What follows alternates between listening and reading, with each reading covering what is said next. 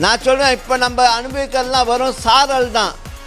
அடமழை வரும், அடமழை வரப்போகுது. அதுக்கு நீங்கள் ஆயத்தமாகறீங்களா?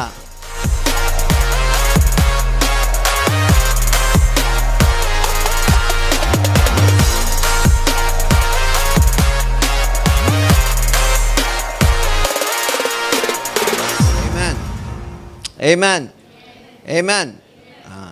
ஸோ இன்றைக்கி நம்ம பந்திக்குள்ளே கடந்து போகிறோம். நல்ல ஒரு தீர்மானத்தை எடுப்போம். ஓகே, குடும்பத்தில் பிரச்சனை வரும், வாக்குவாதம் வரும், அதுதான் இருக்கட்டும். ஆனால் கடைசியில் என்ன வரணும்? அந்த அன்பு அரவணைப்பு வரணும், அன்பு கட்டு வரணும். அது ஒத்துமைக்கு அது என்னது குறிக்கோளாக இருக்கணும், ஒத்துமையாக இருக்கணும், குடும்பம் ஒத்துமையாக இருக்கணும்.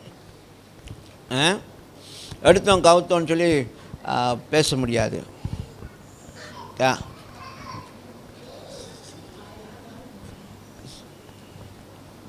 வார்த்தைகளை அள்ளி கொட்டிடக்கூடாது. வார்த்தைகளை அள்ளி கொட்டிட்டா எடுக்கிறதுக்கு கஷ்டம். வீட்டில் நடக்கிற பிரச்சனையில் நிறையா ஈகோஸ். ஒரு அப்பாவாக இருந்தால் ஈகோ இருக்கும், அம்மாவுக்கு ஈகோ இருக்கும், பிள்ளைங்களுக்கு ஈகோ இருக்கும். அதுக்குன்னு சொல்லி எல்லா ஈகோவும் போட்டு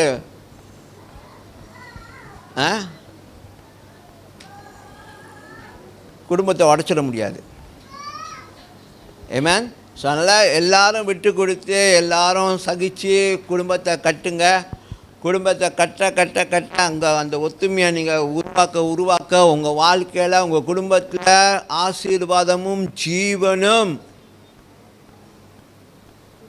தேவன் கட்டளையிடுவார். அல்லேலூயா. ஸோ செய்யுங்க, முயற்சி பண்ணுங்கள். அதான் நம்மளுடைய வேலை, முயற்சி பண்ணணும், அவ்வளோதான். தேவன் காரியத்தை செய்வார். ஈகோலாம் தூக்கி போட்டுருங்க.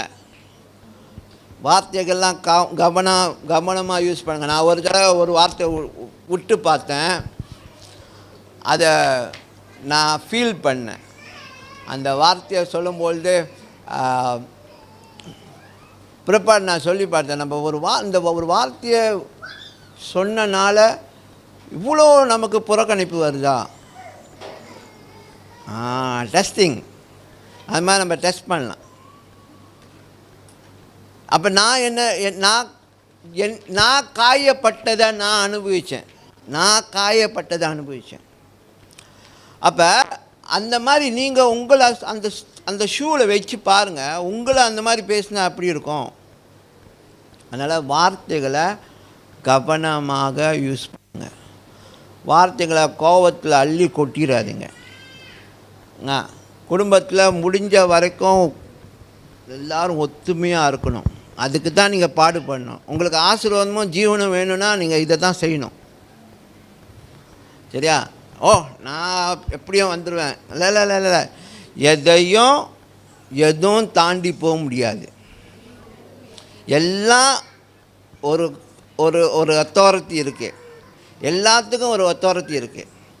தேசத்துக்கு ராஜாக்கள் இருக்காங்க, குடும்பத்துக்கு தகப்பன் இருக்கார், அல்லேலூயா, கணவர் இருக்கிறாரு. ஆமாம் இல்லையா?